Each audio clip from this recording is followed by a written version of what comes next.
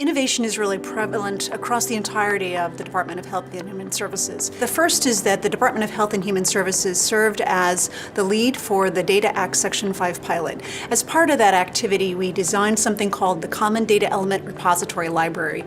That repository library is really designed to help foster the utilization of data standards across the grant reporting spectrum. A second area of innovation has taken place in our Substance Abuse and Mental Health Services Administration.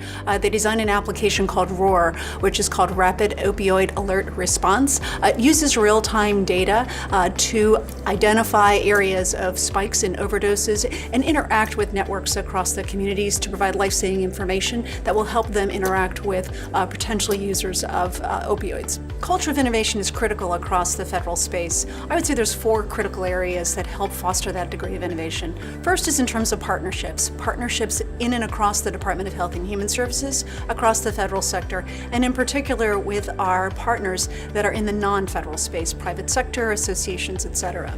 The second is in terms of risk, so R for risk.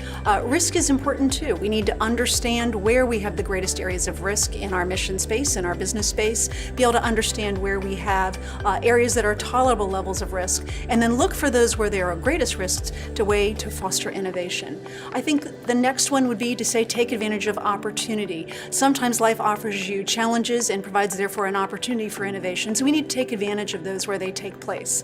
And then finally, I would say diversity. Diversity is critical to fostering a culture of innovation, not only in terms of the diversity of perspectives brought to the table to decode and decipher what the problem is, but the diversity opportunities that are also brought to the table from various people, all different perspectives, backgrounds, etc., because they look at solutions in various ways, and we can use that degree of diversity to foster creativity.